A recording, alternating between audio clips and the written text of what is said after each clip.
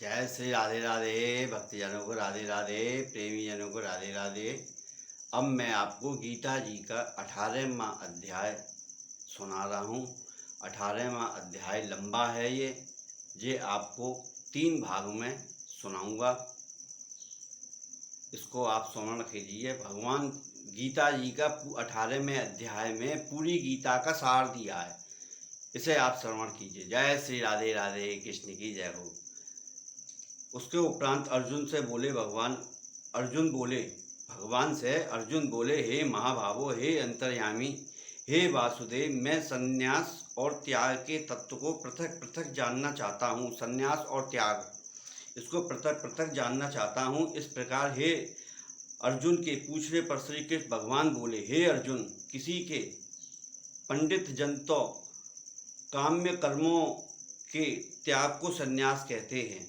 पंडित जन काम कर्मों को त्याग का संन्यास कहते हैं, और कितने ही विचार कुशल पुरुष सब कर्मों के फल के त्याग को त्याग कहते हैं, तथा कई एक विद्वान ऐसे कहते हैं कि कर्म सभी दोष युक्त हैं। जो भी कर्म है सब दोष युक्त हैं, ये सब त्यागने योग्य हैं, मगर इसीलिए त्यागने योग्य हैं इसके स्वरूप। परंतु हे अर्जुन, त्यागने के विषय में तू मेरे निश्चय को सुन।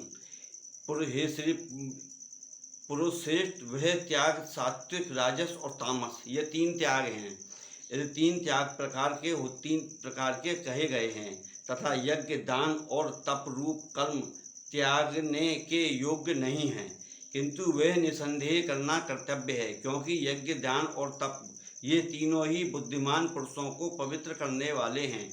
इसीलिए हे पार्थ, यह यज्ञ, दान और तप रूप कर्म तथा और भी संपूर्ण श्रेष्ठ कर्म आसक्तियों को और फलों को त्याग कर अवश्य करने चाहिए। ऐसा मेरा निश्चय किया हुआ उत्तम मत है। हे अर्जुन, नियत कर्म का त्याग करना योग्य है।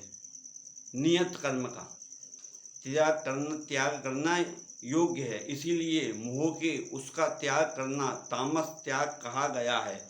यदि कोई मनुष्य जो कुछ कर्म है वह सब ही दुख रूप है, ऐसे समझकर शारीरिक क्लेश के भय से कर्मों को त्याग कर दे, तो वह पुरुष उसको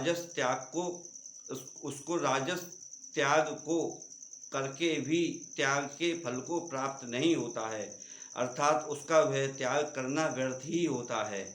अर्जुन करना कर्तव्य है, ऐसे समझकर ही जो शास्त्र विधि से नियत किया हुआ कर्तव्य आसक्ति से फल को त्याग कर हाँ जी मुझे करना है, नित्य महादेव जी पे जल चढ़ाना है, नित्य कुछ भी हो जाए, आंधी तूफान आवे, मुझे करना है। बस इस दृढ़ निश्चय से संपूर्णता से सब कर्म त्यागने नहीं चाहिए। ये कर्म करने चाहिए। जो त्यागने वाले कर्म हैं जाने साक्य नहीं है।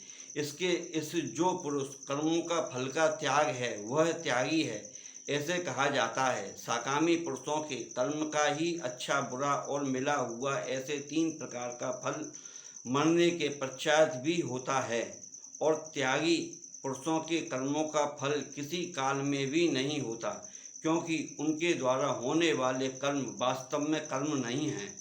हे महाभावो, संपूर्ण कर्मों की सिद्धि के लिए अर्थात संपूर्ण कर्मों के सिद्ध होने में ये 5 हेतु सांख्य सिद्धांत में कहे गए हैं। इसको तू मेरे से भली प्रकार जान। हे अर्जुन, इस विषय में आधार और कर्ता तथा न्यारे न्यारे कारण और नाना प्रकार की न्यारी न्यारी चेष्टा एवं वैसे ही 5वां हेतु देव कहा गया है, क्योंकि मनुष्य मन, वाणी और शरीर से शास्त्र के अनुसार अथवा विपरीत भी जो कुछ कर्म आरंभ करता है उसके वे 5 ही कारण हैं। परंतु ऐसा होने पर भी जो पुरुष अशुद्ध बुद्धि होने के कारण उस विषय में केवल शुद्ध स्वरूप आत्मा को करता देखता है, वह मलिन बुद्धि वाला अज्ञानी अर्थात नहीं देखता। हे अर्जुन, जिस पुरुष के अंतःकरण में मैं करता हूँ ऐसा भाव नहीं है तथा जिसकी बुद्धि सांसारिक पदार्थों में और संपूर्ण कर्मों में लिपायमान नहीं होती, वह पुरुष इन सब लोगों को मारकर भी वास्तव में ना तो मारता है और ना ही पाप में बनता है। आज्ञा, ज्ञाता और ज्ञान और ज्ञेय, ये तीनों तो कर्म के प्रतीक हैं, अर्थात इन तीनों के सहयोग से तो कर्म में प्रवृत्त होने की इच्छा उत्पन्न होती है, और कर्ता, कारण और क्रिया, यह तीनों कर्म के संग्रह हैं, अर्थात इन तीनों के सहयोग से कर्म बनता है। उन सब में ज्ञान और कर्म तथा कर्ता भी गुणों के भेद से सांख्य शास्त्र में तीन प्रकार के कहे गए हैं। इसको तू मेरे से भली प्रकार सुन।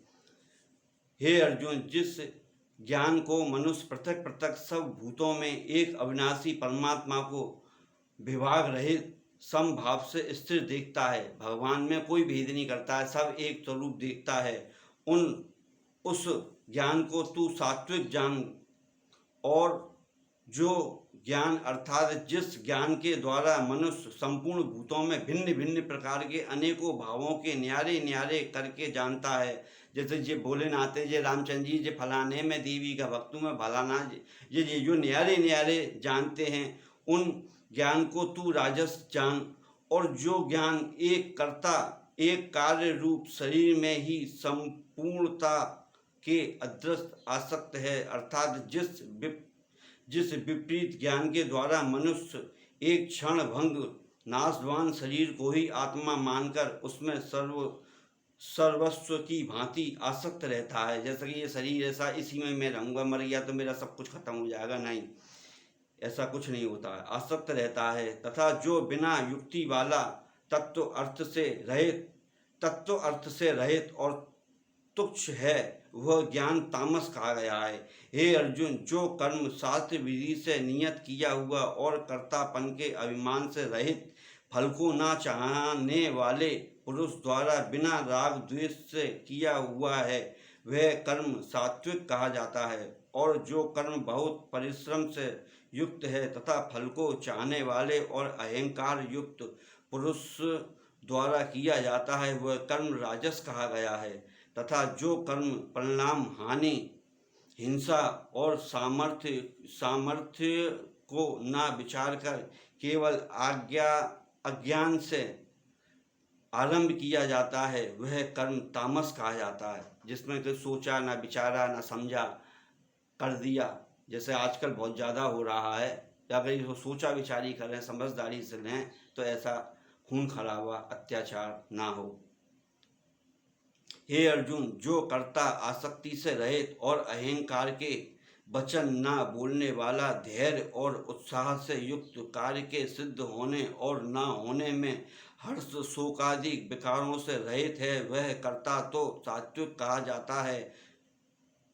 अब इसका मैं आपको बचा हुआ शेष भाग कल सुनाऊंगा। ये 18वां अध्याय लंबा है।